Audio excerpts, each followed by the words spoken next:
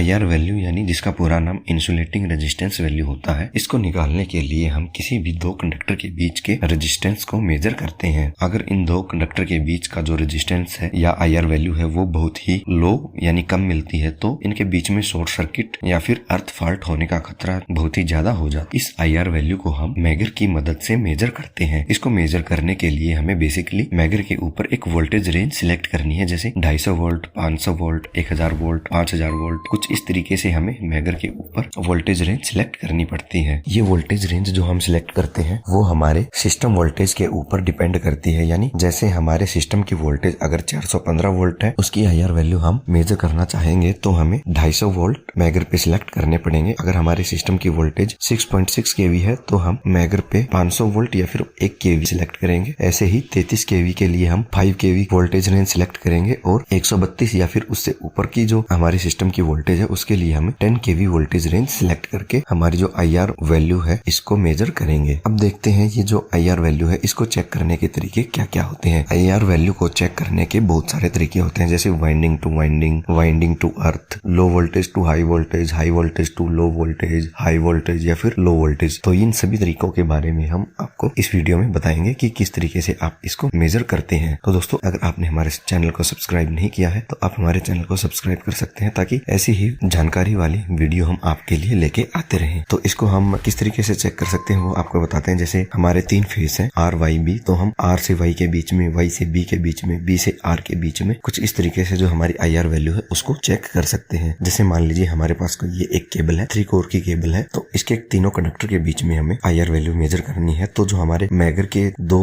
ये लीड है, इनमें एक हमें R के ऊपर लगाना है, एक B के ऊपर लगाना है, ऐसे ही एक R के ऊपर लगाना है, एक Y के ऊपर लगाना है, ऐसे ही एक Y के ऊपर और एक B के ऊपर। तो इस तरीके से हमारे तीनों कंडक्टर के बीच की जो IR वैल्यू है वो निकल के आ जाएगी। अब बात करते हैं जो हमारे IR यानी इंसुलेटिंग रेजिस्टेंस की मिनिमम वैल्यू है वो कितनी होनी चाहिए। तो मिनिमम IR वैल्यू के लिए जो थंब रूल है वो 1 + kV = मेगा ओम होता है। यानी तो मान लीजिए हम अपने 415 वोल्ट के सिस्टम के लिए IR वैल्यू मेजर कर रहे हैं तो 1 + 0.415 kV = 1.41 मेगा ओम की वैल्यू है वो आ जाती है। तो अगर इससे कम हमारी IR की वैल्यू होती है तो वो हमारा सिस्टम सही नहीं है, वहाँ पे शॉर्ट सर्किट और अर्थ फॉल्ट होने का खतरा होता है और इससे फालतू हमारी IR की वैल्यू वो कितनी भी हो सकती है वो उतना ही बढ़िया होता है। ठीक इसी प्रकार से अगर हम 11 kV के लिए IR वैल्यू मेजर करेंगे तो वो हमारी IR वैल्यू है वो 11 + 1 = 12 मेगा ओम आनी चाहिए। अब ये जो IR वैल्यू है ये हम ट्रांसफार्मर, मोटर और केबल इन सभी के बीच में चेक कर सकते हैं। यानी इन सभी की IR वैल्यू को चेक किया जाता है ये देखने के लिए कहीं यहाँ पे कोई इनकी IR वैल्यू कम तो नहीं है और इसके कारण शॉर्ट सर्किट या फिर अर्थ फॉल्ट का कोई खतरा तो नहीं हो सकता। अब एक बार देख लेते हैं हम किस तरीके से चेक करते हैं। आपको यहाँ पे अब दिखाई दे रहा होगा ये हमारी 3 कंडक्टर मान लीजिए या 3 वाइंडिंग मान लीजिए, आप कुछ भी मान सकते हैं। हमने यहाँ पे तीनों को दिखा दिया है। इनके बीच में हमें मेजर करना है तो एक बार हमें R और Y के बीच में लीड लगा के चेक करना है, दूसरी बार हमें Y और B के बीच में लीड लगा के यहाँ पे IR वैल्यू चेक करनी है और फिर हमें B और R के बीच में ये वैल्यू चेक करनी है। ये तो था हमारा नॉर्मल तरीका। अब दूसरे तरीके से हम देखते हैं जो हमारा हाई वोल्टेज मेथड होता है वहाँ पे हम किस तरीके से चेक करते हैं। तो यहाँ पे हम एक ट्रांसफार्मर का एग्जांपल ले रहे हैं। यहाँ पे हमने दोनों वाइंडिंग दिखा दी है, एक डेल्टा में है एक स्टार में है। अब चेक करने के लिए हम यहाँ पे कैसे करेंगे, तो जो हमारा मैगर होता है वहाँ पे मेनली हमें 3 पॉइंट देखने को मिलते हैं, एक हमारा लाइन का, एक ग्राउंड का, एक अर्थ जिसको हम न्यूट्रल भी बोल सकते हैं। तो जो हमारी अब हाई वोल्टेज वाला मेथड है, यहाँ पे जो हमारा हाई वोल्टेज वाइंडिंग है यानी मेनली केस में ये डेल्टा वाइंडिंग ही होती है, इनकी तीनों वाइंडिंग को आपस में शॉर्ट कर देंगे और यहाँ से एक तार लेके हमारा जो मैगर है वहाँ पे जो लाइन वाला पॉइंट है वहाँ पे कनेक्ट करेंगे। ऐसे ही जो हमारी लो वोल्टेज वाली वाइंडिंग है जो कि स्टार में है, इसके चारों पॉइंट को हम शॉर्ट करेंगे और इनको हम ग्राउंड पे यानी जो मैगर पे ग्राउंड वाला पॉइंट है वहाँ पे ले जाके टच कर देंगे और जो हमारा अर्थ यानी न्यूट्रल वाला पॉइंट है मैगर का उसको हम सीधा ग्राउंड कर देंगे। तो अब जो वैल्यू आएगी वो अगर हमारे सिस्टम के हिसाब से कम है तो हमारा ये सिस्टम सही नहीं है और अगर ये ज्यादा है तो